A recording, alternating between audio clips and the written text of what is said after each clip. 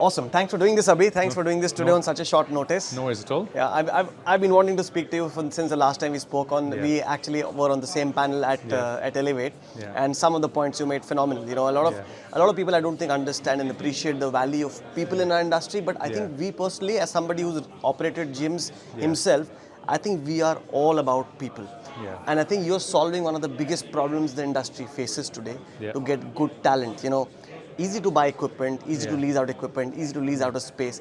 Very difficult to find good people. And I think that for our industry is the biggest differentiator. What made you start Love Recruitment? Firstly, thank you for that introduction. I think Love started because I'll give the background story. Me and Lawrence, my business partner, we both worked in the industry. We were sales managers. I think he was at Esporter. I was at Virgin Active, and we ended up in recruitment for the fitness industry. And we met each other at a company we worked at together, and we just wanted to do things differently. I think it's love because no one joins. It's called Love Recruitment because no one joins the fitness industry because they want to be a millionaire. I think there's many easier ways of becoming a millionaire. This is probably the toughest way. Probably the toughest way is millionaire. And I think people do it because they love it. And I think we wanted to create a brand where the whole experience for a job seeker to get a job and for a client to secure talent could be made easier, and people can fall in love with the process and everything as well. And it is tough, you know.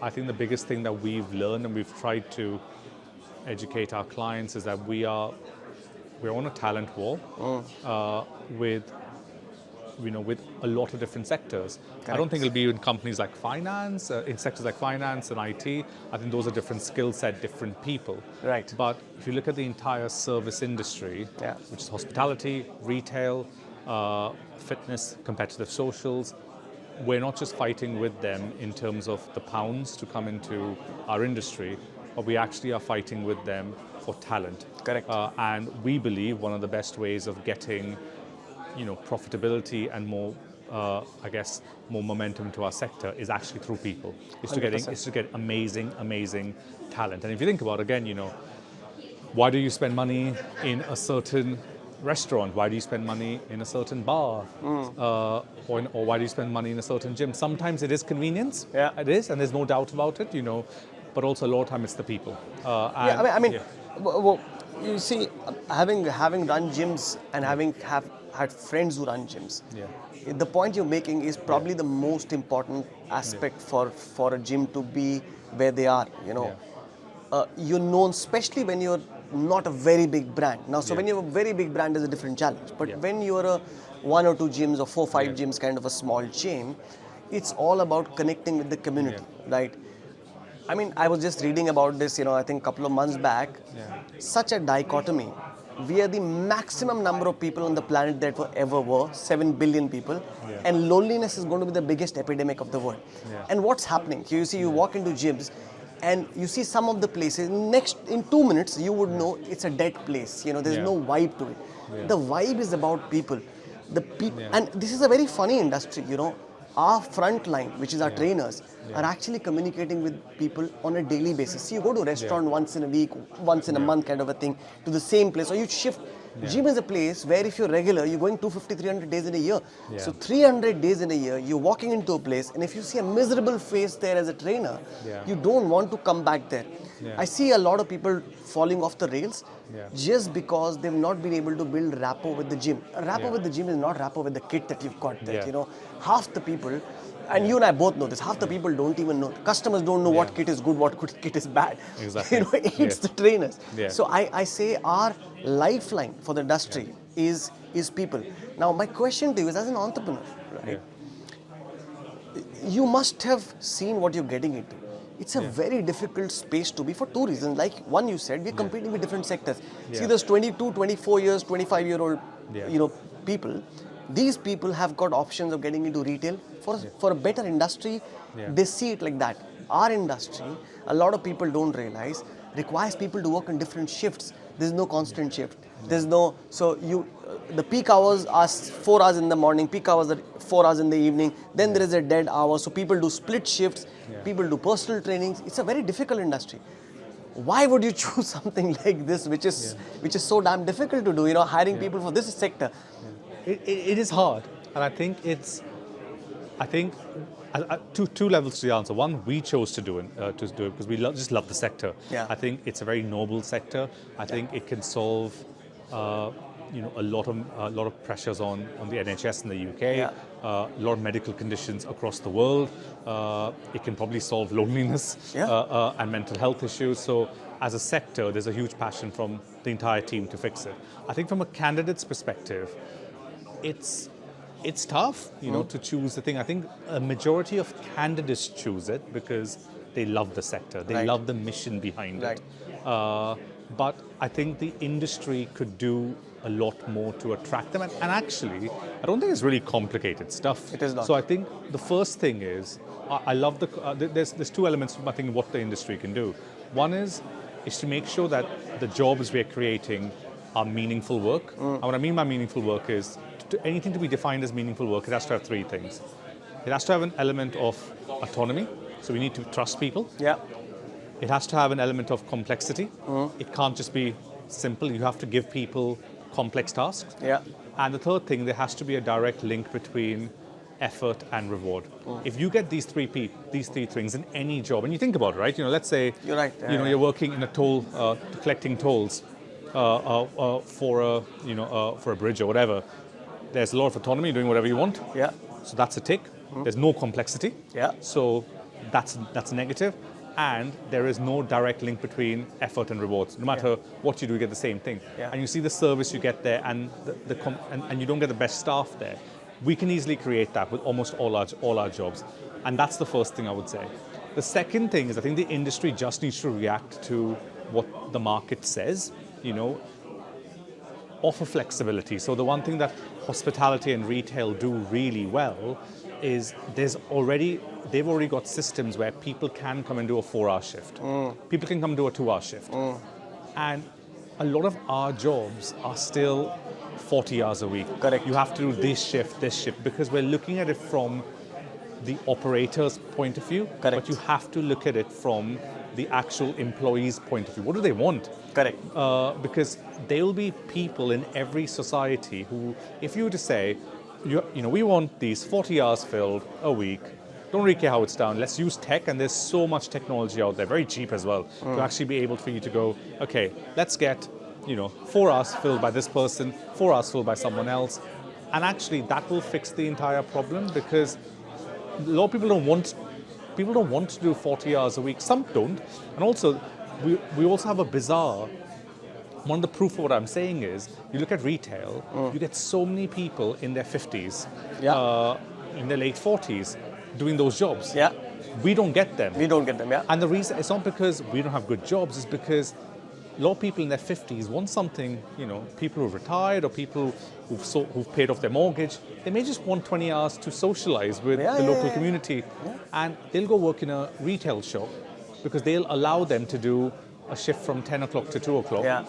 Whereas we will not fill that shift, but we won't offer it to them because our models are, it's 40 hours a week. You start at 6, you finish at 2. You start at 2, you finish at 10, whatever. And we need to change that. So it's very simple things we need to do to change things here, which I think we can. And Abhi, I remember you made a very good point at Elevate.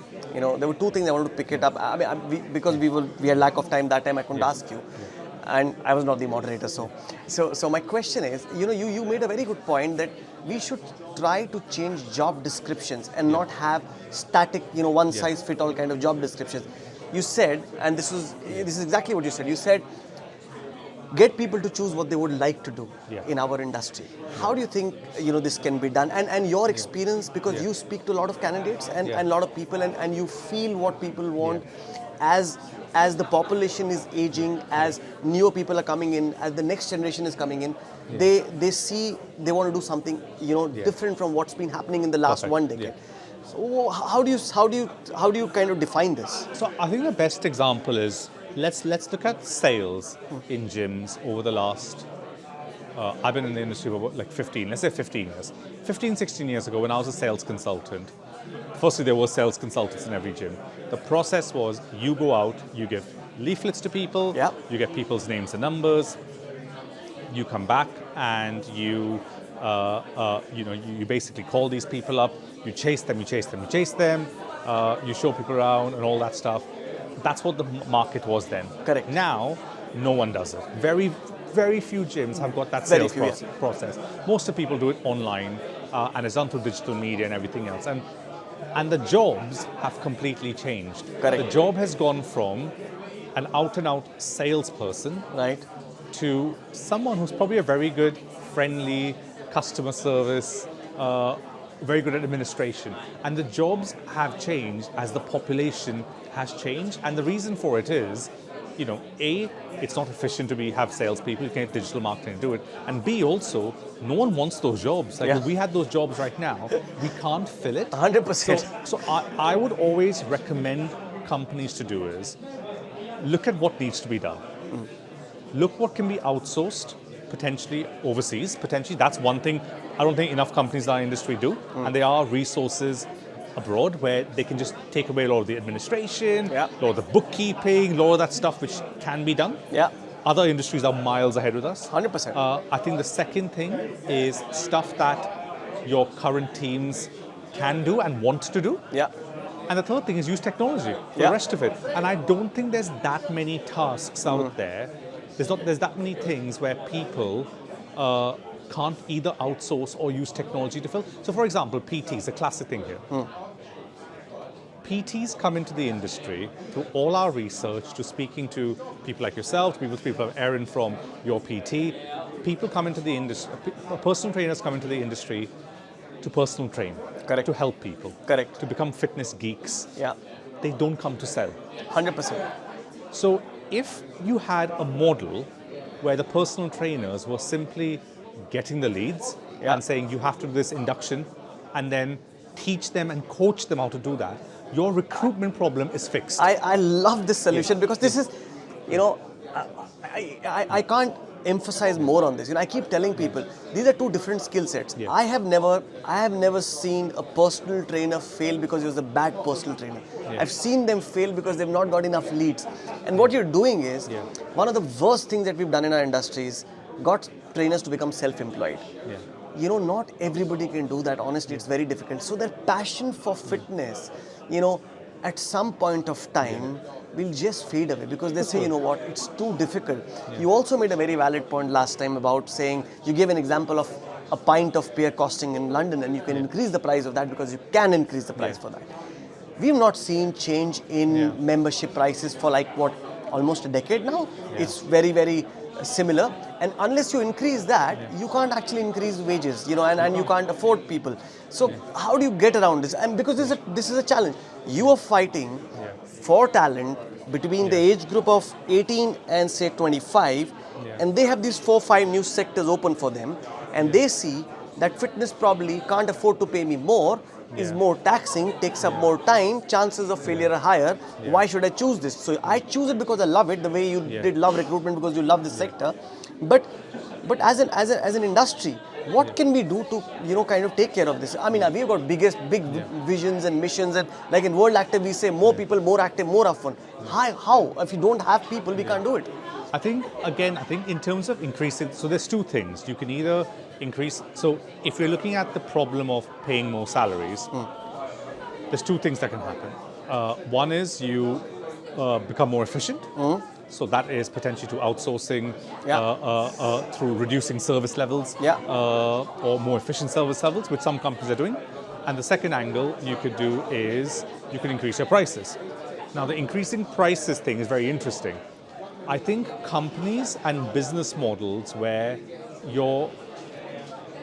the membership is directly linked to results, people are increasing prices. Correct. So the likes of, let's say, the new boutique concepts which are coming in are charging £250 a month. Look at UP Fitness. I mean, Nick has done such a good job of... Exactly. They're increasing their prices because it's directly linked with the results of the individual. So let's say, for example, if I have to pay £250 a month, and then next year I have to pay £300 a month for something that's keeping my health, me in shape and everything else, and I'm going there often, I'll say, yes, I'll pay. The same way as I'll pay £7 for a pint because I'm still drinking it.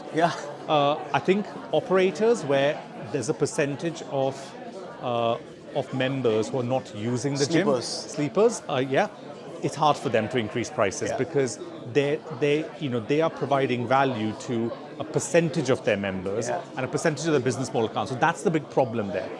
I think what we can do is, in terms of, we are seeing salaries increasing from operators where they are increasing their own prices. They're like, okay, we're paying our staff more, easy wins. But they can only do that if they are providing results. So a lot of PTs are increasing their prices. They're going, we're not charging £50, we're charging 60 now. Cost of living, brilliant. But the ones who are actually have value in terms of what they're delivering. In terms of other things companies can provide is better work-life balance. Something that the likes of Pure Gym and Gym Group do quite a bit is one of their revolutions was a general manager of those companies probably will work from 8 o'clock in the morning till 4 o'clock in the afternoon. That's it. Or you work from 12 to 8. Those shifts, and you don't work weekends, and you can personal train on the weekends if you want to. Now that's revolutionary for a big chunk of society, where you are now basically doing a Monday to Friday 9 to 5. Correct. And they have innovated. Their salaries are market competitive. They're not beating hospitality or retail salaries, but they have got a better chance of retention of their staff because they're going, okay, we're giving you autonomy how to run it. Work-life balance is great. It is complex because you have to do a lot of different things. And if you do want a PT on top of that, your salary, you can earn another 10 grand and you won't take a cut in it. So there are ways that operators have to, but I think the biggest thing everyone needs to look at is when you sign an employment contract with someone, you're in partnership with them, and you need to look at what is going to work for them, what is going to work for me, what is going to work for my customer. And we do that. We're a very small business, and we do that. And it's like, and that is the most important thing. And I think more and more operators are now waking up to that reality, going, we have to look at it right way. Whereas before, it was very much a thing, that's the salary, you work for us. Those worlds are changing. You have to look at, does it work for me as an operator? Does it work for my customers? And most importantly, does it work for the employee? Correct. And once you find that, you'll find the solution for that, I think. Yeah, and it takes me to the point that, Abhi, you or yourself as a leader, I've spoken to people in your team, everybody in your team loves you, but still, you are somebody who's number-driven, target-driven. At the same time, I've seen when you say you love recruitment, I see that, kind of trickle down to your team. Everybody is equally passionate about the business. I think good leaders, what they need to do is, show the vision, the mission, and let people be. Let them be. Don't micromanage. And I know you don't do that because you let people be the way they are. But I see that they have that love for the brand and the love for what they do. How did you get this going? Well, that's a really tough question. I think it starts with our recruitment. Like it very much is. We interview everyone on values. We've got seven key criteria. I'll send it to you later so you can have a read through it. But it's 7 key criteria, and we constantly do. That's the very first thing. I think if the person is the wrong person with the right skill set, we just won't hire them. We just can't. It just is not. Our business can, we can have platforms and we can have technology, but our people take our business forward, or they bring it back. To be honest, you get a bad egg in your team, we'll lose clients. You get a good egg in your team, we'll suddenly start winning clients. So it's very much people are the center of everything what we do. I think in terms of how we create that culture, it's something which takes a lot of time. We focus a lot on it, and at times it is tough because we all work in an environment where it is numbers driven. It is. Ours is a success only business. Exactly. If it fails, you're done. But I think the key thing is to always be true to your values and go. I think something I've always believed in is focus on the input, and actually, as long as the team can focus on that input, and generally believe that in the end it'll be okay. There's nights when you're like, God, is that going to be the case? And you doubted yourself as someone who leads a business. But I think that's the key thing for me is to make sure they've got complete clarity in terms of what they need to be doing, what the brand is, everything else. We put them in front of their own development, everything at the forefront of everything, but also constantly focusing on the inputs and let them not worry about the results and everything else. Focus on the input, focus on the process, and it works. And if it doesn't work, so how do you communicate your vision? Some things like recruitment, which is, I always used to say. I mean, in my last corporate assignment, I used to head recruitment for a large organization, and one of the things I used to always compare our jobs with as talent acquisition guys is we're like sales. We're number driven, right? If you need 100 people to join in a week, you have to get those 100 people in the clients, And for me, internal clients like, in Bank of America, Standard Chartered Bank, where I used to head talent acquisition, my business heads were technically my customers, internal customers. Now, I would work with multiple consultants. I would have an internal team, an employee referral scheme, all those things working together. But we were like a sales team. Our dashboard was like sales. It's not like typical human resources jobs where you've got KPIs and you look at them once in a quarter. We're chasing numbers every week. You're chasing numbers every day as a consultant, because that's what we get paid for. Now, keeping that in mind, that you're predominantly like a sales organization, because you get paid for success. How do you align a larger vision and saying that let's focus on the inputs? How do you manage tough situations? I'm sure you had difficult situations. How is Abhi as a leader when you're faced with tough situations, and how do you handle those? I think it's the most important thing is to understand where the problem is, and what that machine we've created, what the breakdown in it is.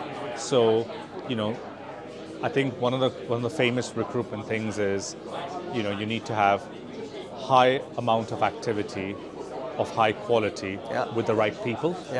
And that is something that you need to analyze. Okay, is the activity high? Is it of high quality? So are the phone calls, is the way people are saying, is selling people, is the pitch right? And are they talking to the right people? And is that constant analysis of that? If you have the right people, if you don't have the right people, then it's a bigger issue. So the first thing we've done is, if you've got the right people, is we constantly keep analyzing the problem, and we are problem fixers for our clients, for our teams, for the situation. And it actually is looking at it very, very much black and white, and go, this is not, we've done it before. We just need to understand what that problem is and dig deeper in terms of getting the truth. One thing our teams are very good at, and I'm very good at with them, is feedback. They expect complete, honest and transparent feedback at all given time from me. No sugarcoating. No sugarcoating. And I expect the same thing back from them. So I actually ask them for feedback on a quarterly basis, where I go around the team and we've got a set of questions that I ask them. One of the questions, what would you change if you were the managing director? And there is that culture where there's no egos and people just take it. And I think this comes with time, this comes with trust, that they know that once you're on our bus, there's no, there's going to be constant feedback, whether it's good, whether it's bad. And I think once the team starts looking at it that way, they want to understand the truth. So I'm sure you've had numerous occasions when, in talent acquisitions, where something's broken down. And actually, a majority of times, the teams aren't confident enough to come tell you what it is. So you as a leader are trying to go, what the hell is the problem here? And then you can't figure out. But I think the culture we're trying to create is where everyone's coming with the problems, everyone's being super honest, this is what I've done wrong here, this is what I could do better, which makes my life easier. Where I just go, okay, that I think is the problem here. Let's focus on that. Let's invest maybe a little bit more spend there. Let's fix a thing there. So we're still focusing on the inputs, but we're constantly analyzing that machine, going, because there's always something broken. I mean, I always say this, identifying and acknowledging the problem is half the battle won. Exactly. And then it's about getting a solution. If you've got smart people, you'll be able to do it. Exactly. And they come up, and the reality is, they come up with their own solutions. I think more often than not, like I've got 3 great account directors like Maddie, Helen and Cam. They know the solutions. I think they're just coming to me as a therapist going, I just want to talk to you about it. And they know the solutions. And I think sometimes, the longer they're there, they also know they've got my backing. They can go tell a client that the client is wrong. And we have no issue saying that to them, because also that's something which, the longer you've done any business, you kind of can realize that the customer isn't always right. The customer always has to be respected, but you can tell the customer that you're wrong, and if we can't work with you, it's okay. There's nothing, there's no issues there. We'll always be friends, and I think it's giving them that freedom to be able to do that. Yeah. So basically, what you're saying is people come to you to even soundboard. So I have an idea, and I don't see you as a threat that, what, I've done this wrong, or I have this idea, this is wrong. So a lot of times, one of the most difficult things to get people to do in an office, to come and say, I was wrong. Say, okay, I was wrong, but Abhi, I think these are the 2 things I can do, or 3 things I can do to make this right. What are your views on it? This requires a lot of trust, and also getting people to come into you and soundboard on their problems, which actually show them in bad light in a typical employee-employer relationship, is not going to happen. So obviously you said it took time, but tell me, as a young entrepreneur, say if I'm starting an organization, I'm building an organization, how do I build a culture like this? I think the hardest thing when you said that is to take a step back and to realize that when, let's say, someone's come and told you as a young entrepreneur, and unfortunately, the longer you do it, it takes time. When someone comes and tells you they've done something wrong, it's your business, you've set it up, it's your reputation, and someone has really made a mistake, which is going to cost you A, money, B, reputation potentially. I think the best thing you can do at that stage is take a step back and be neutral, because if you overreact to that situation emotionally, they're probably never going to come back to you again. They're probably going to hide information from you. They're probably going to not feel comfortable enough to share their insecurities, their weaknesses, and get to the really good stuff, the real truth. And that's really hard. That takes, the best thing I can say to anyone is, when business is going well, it's probably not going as well as you think it is. And when business is bad, it's probably not as bad as it is. It's always in the middle. When you think you're going to go bankrupt, you're not going to go bankrupt.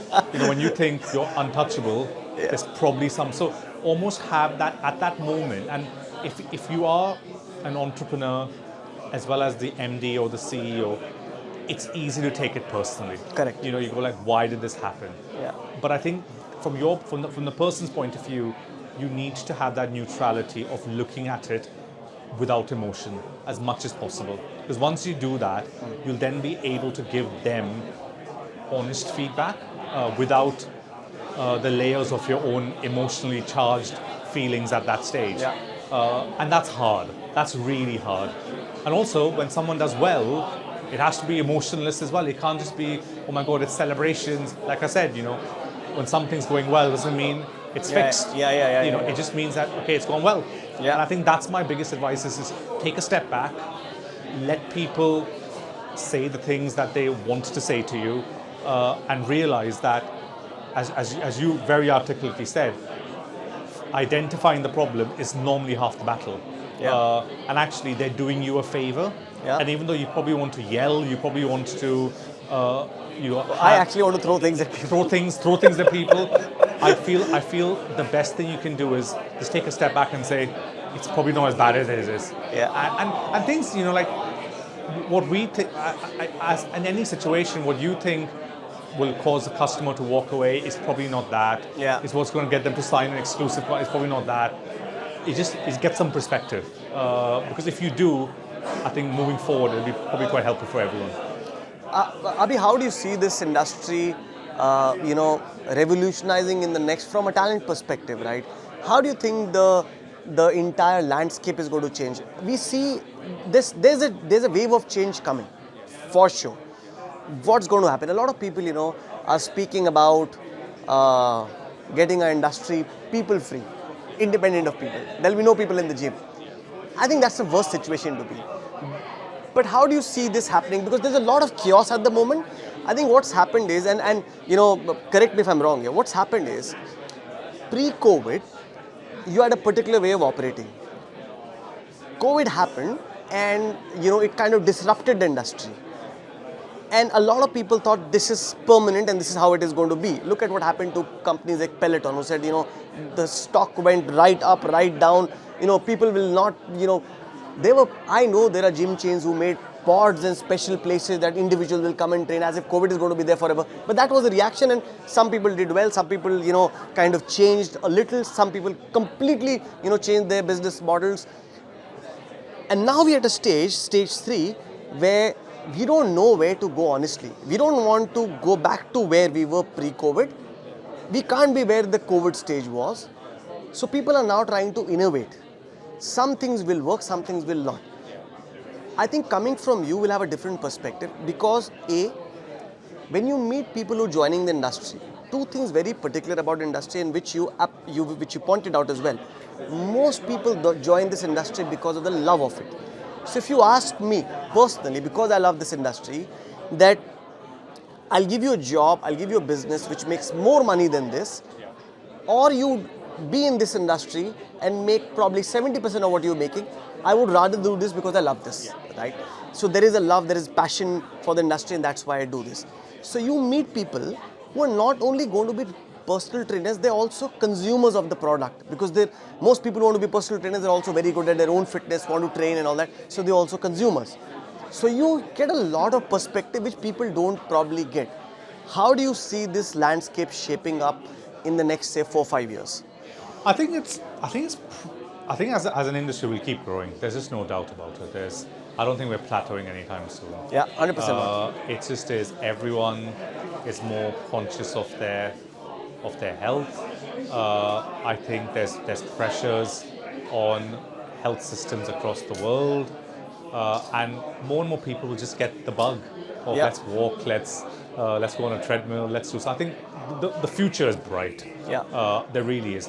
I think I do see a space for unmanned gyms. I do, and I think and also do see a space for hyper-focused gyms, where you've got a personalized coach, you've got a personalized setup where like a couple of our clients we've come across where you go in there, the first thing you do is you get all your bloods done, and then your bloods are monitored. You have you can have options of having a Reiki specialist. There's mindfulness. There's things along. There's a sound healing class. It's just brilliant. Yeah. So I do feel that I think the most common theme I would say is it's going to grow. Yeah. There is absolutely no doubt about it. I think there'll be some wacky concepts that come up. I think there'll be the next big thing. There'll be fads. There'll be bankruptcies, and there'll be things that change our industry forever.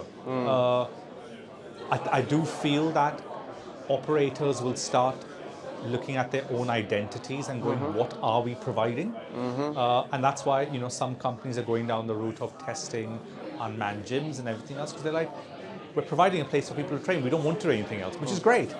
But also then you have people who are creating safe places where they're basically having sound healing thing, which is brilliant. Yeah. So I feel with certainty, all I can say is that the industry will grow. There is customers want it. I think talent wants to come into it.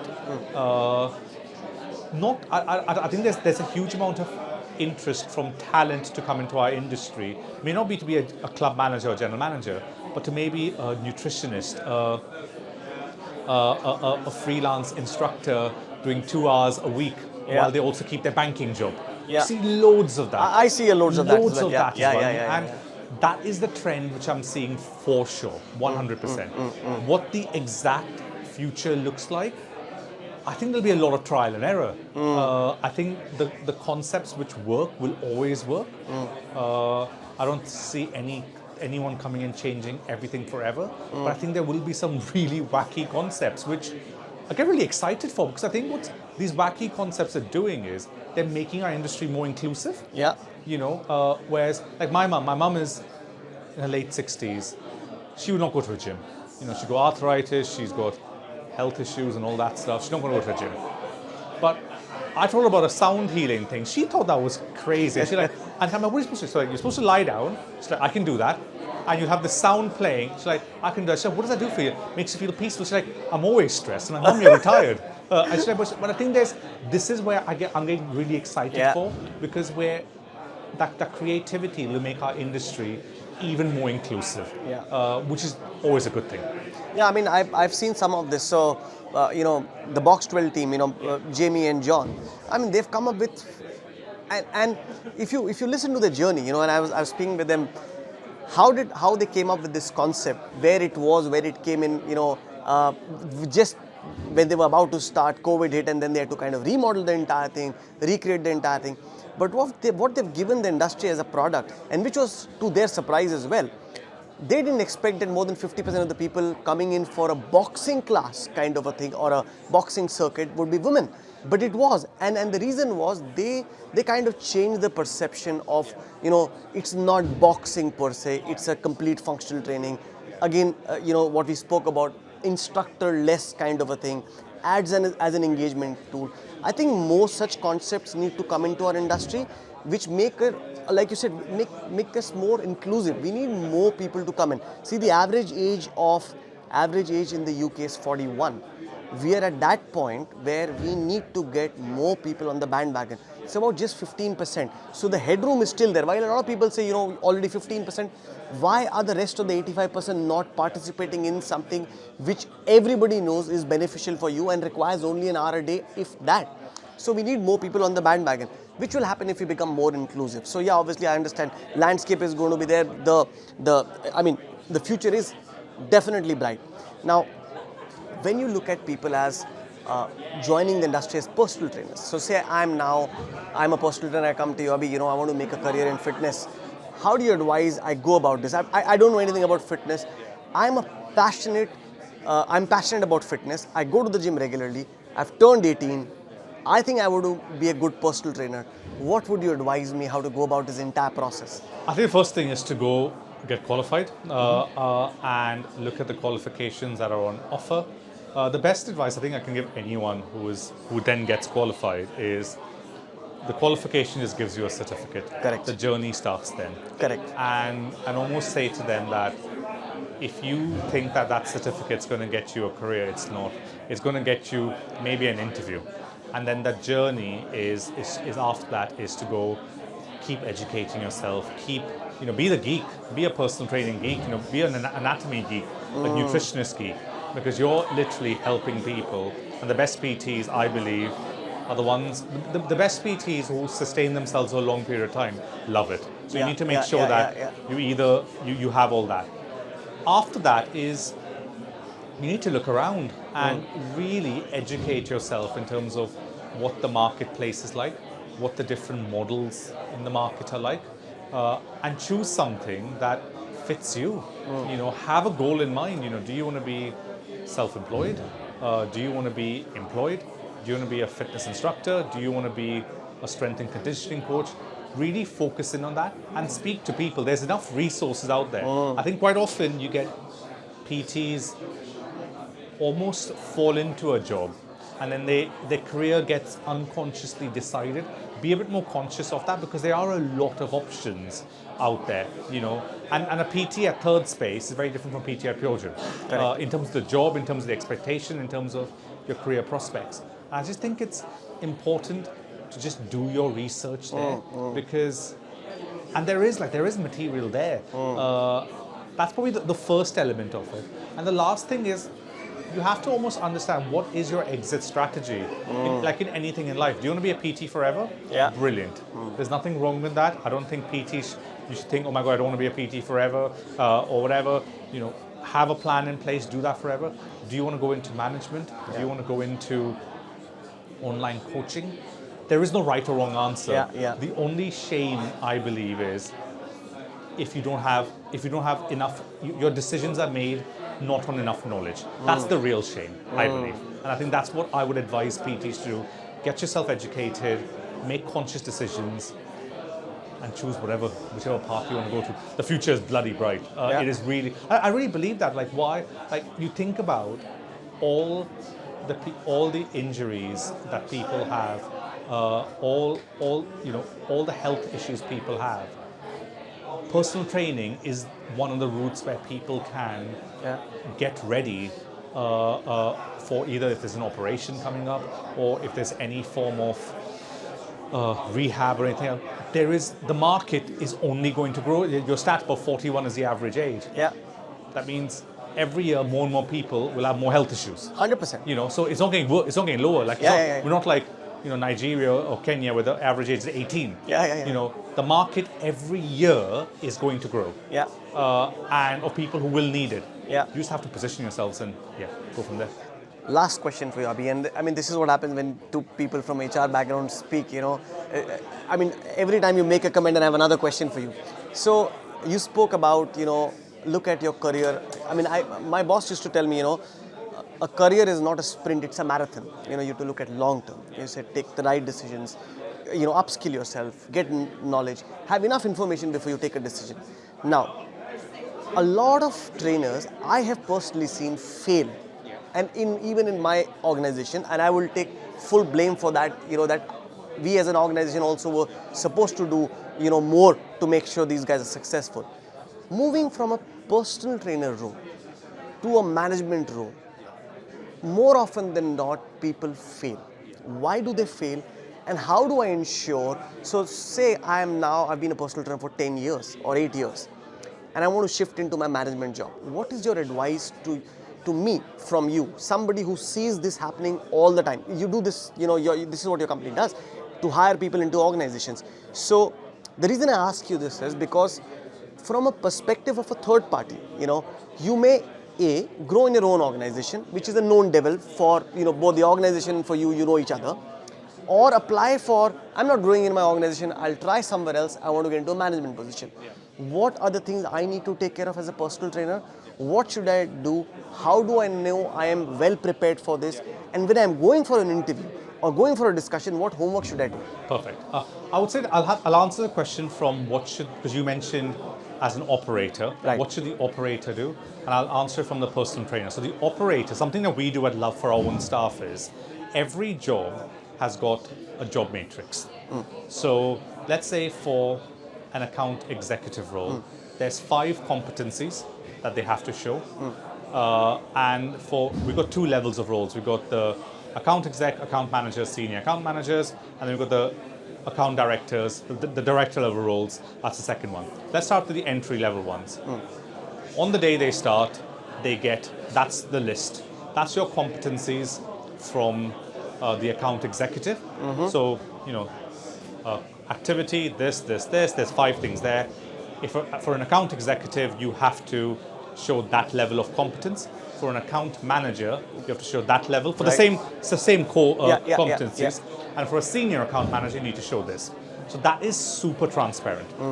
The first thing the operator needs to do is to get whoever's in their business as a personal trainer to deliver all their core competencies that they need to for their job. You need to do that. They need to be able to do, let's say they need to deliver induction, they need to do this. They need to be competent and very good at that. So they can almost have a tick box against their name. And do you think the training providers, the operators should provide training for this as well? Of course they should, absolutely. And so that's the first thing, so that it's their responsibility to tell them that and go, we need to get you up to that level. And so it's a very black and white conversation. There's no gray areas. Here's the evidence that you've passed, here's the evidence that you're failing, done. For promotions, we have and again, there's no right or wrong answer. We say that if anyone needs to get promoted, they need to deliver all of their own job titles, competencies to a high level. And they need to show at least 2 of the next job that they're going for. They need to be doing that job already. And so that once they are stepping into that next job, they're not learning everything. They're learning maybe 2 or 3 things. So at what level do you think they're prepared? So if 100% is completely, I know this job, at what stage can you kind of transition the guy into this and you think he'll be successful? What percentage? I would say is, so they have to be able to do their job at a high level for at least 6 to 12 months. Right. They have to nail that job. Yeah. And then they'll see what the next level competency. So let's say for a personal trainer is to ensure that the gym is always clean at the same time and all that stuff. So that's club operations. As an assistant manager, the competency is they need to supervise, they need to make sure that the other personal trainers are all set up. They need to start doing that in a personal training job before they actually get promoted. And that's the best way to minimize risk. Now, some personal trainers and some people say, oh, well, why am I doing another job if I'm not there yet? My answer to them is, it's because the jump between any job are really high. Correct. And actually, we're training you for that next level for at least 2 competencies. 100%. So that once you do get contract assigned, delivered, you're learning 3 more things Yeah. rather than you're learning the entire job. Yeah, yeah. And that's why I think people fail. Yeah. Is that you're suddenly promoted into your next job where you've done none of that job before. And you have no idea of how to do it. Yeah, So you've suddenly gone from being an A player as a personal trainer to being a C player as assistant manager.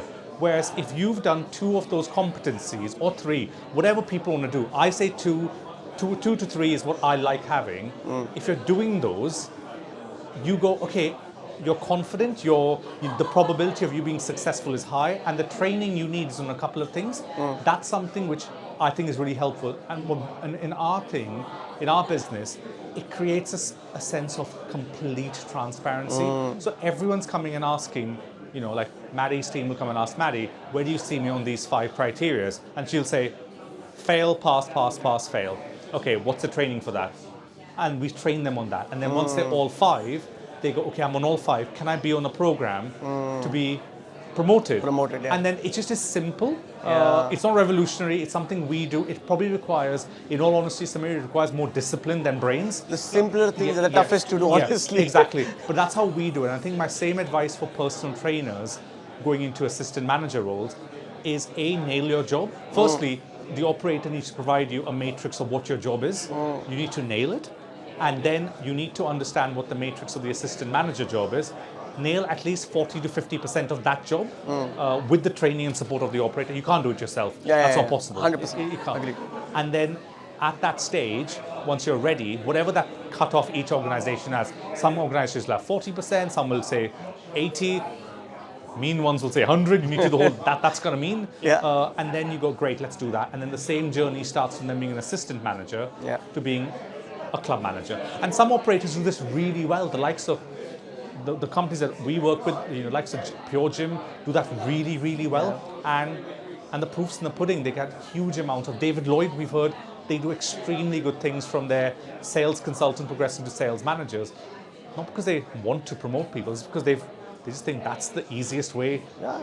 I always say, grow your own timber, get your own people because you know them. I mean, you invest in them and get them to grow. I mean, great to have you today, Abhi, and always wonderful to meet somebody who's so passionate about the industry and having a talent acquisition company that completely focus on the fitness industry. I would have never thought I would see this day, but I've met you and I'm so glad you're doing this for the industry. Thanks a lot. Well, thanks a lot, Samir. Take care.